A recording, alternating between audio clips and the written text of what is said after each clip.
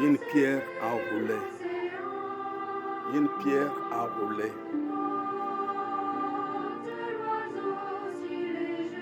Quand le problème semble sans solution. Qui nous relèvera la pierre de l'entrée du tombeau? Marc chapitre 16, verset 3.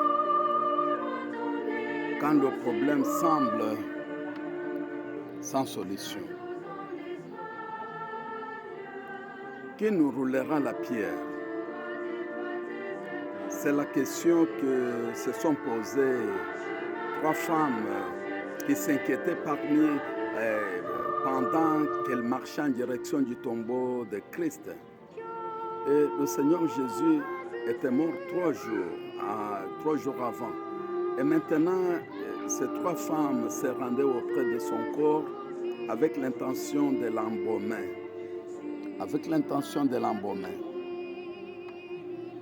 Selon la coutume de l'époque.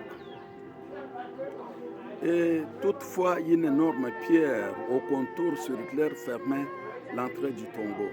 Et qui roulera la pierre? Et cette question les préoccupait sur le chemin.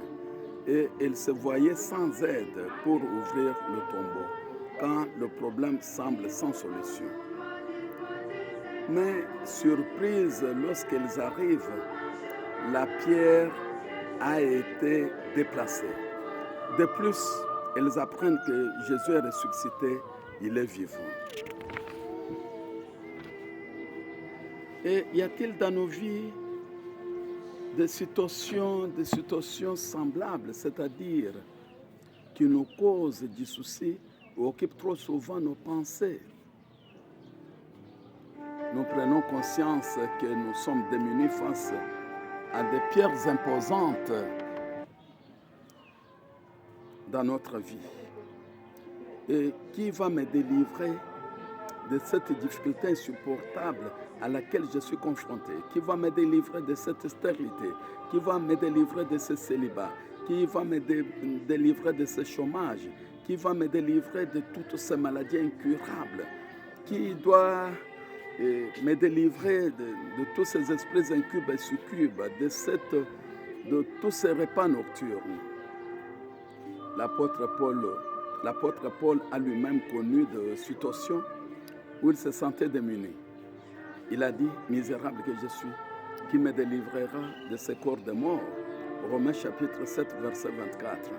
Mais très vite, il s'en est remis à la grâce toute puissante de notre Seigneur. Dieu soit loué. Il a dit, c'est par la grâce de Jésus-Christ notre Seigneur. Romains chapitre 7, verset 25.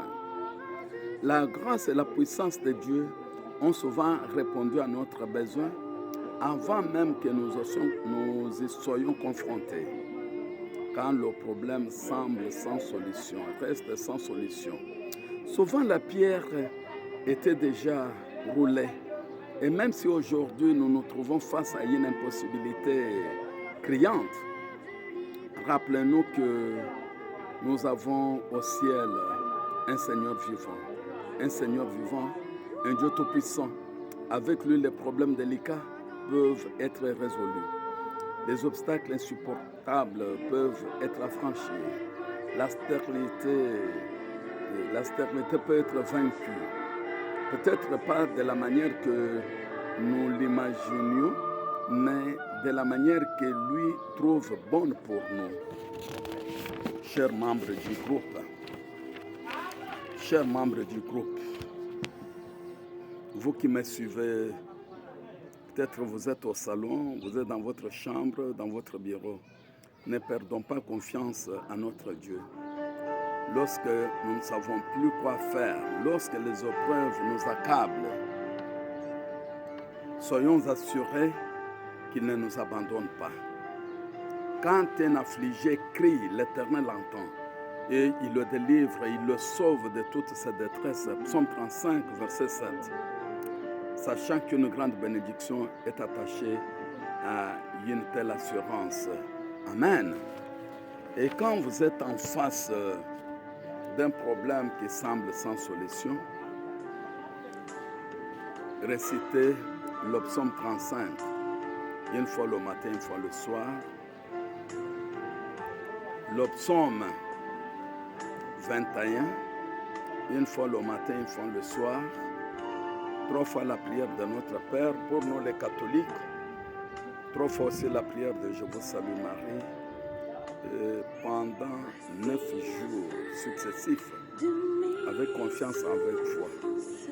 Et vous trouverez la solution à vos problèmes qui semblent sans solution. Cas échéant,